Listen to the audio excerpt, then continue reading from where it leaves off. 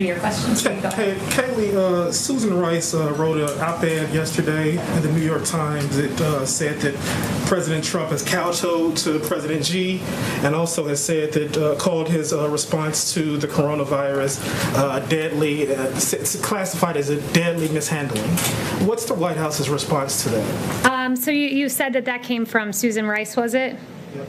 Okay, so first I would want to take a moment to address the president's response, because the president has had an extraordinary and early response to the coronavirus.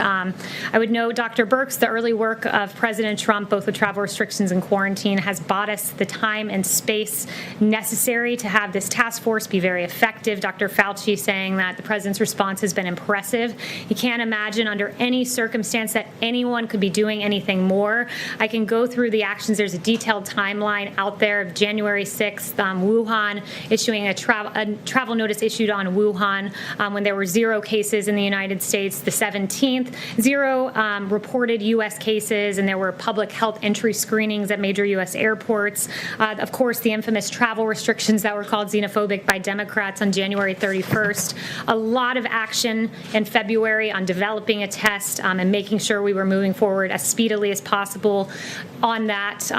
Keep in mind, in late February, Pelosi was saying, come to Chinatown, it's very safe, but the president had already taken very early action. And I know you brought up Susan Rice in that context, but I'm going to bring her up in another context that's equally as newsworthy, and that is the email that was declassified from Susan Rice on Inauguration Day, which is so peculiar. Set the scene. It's Inauguration Day. You're moving out of the White House. This is the most powerful building on planet Earth.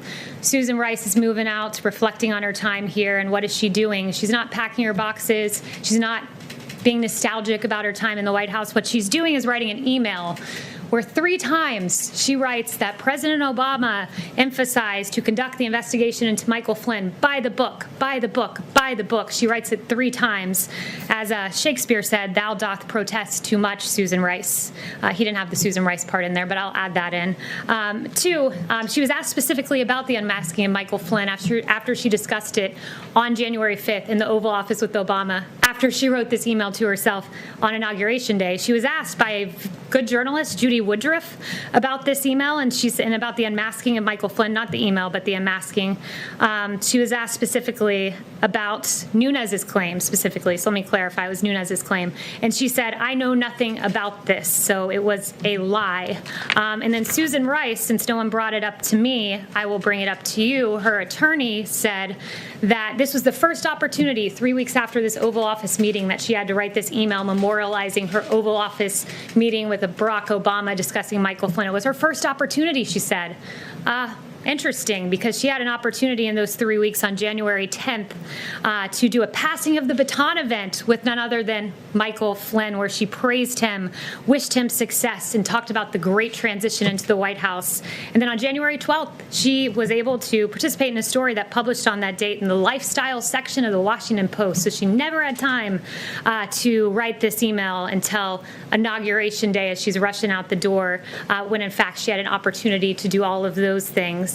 I'll leave that with you. Thank you for bringing up Susan Rice, not in the context that I wished, but for allowing me to share that with you. Secretary Pompeo.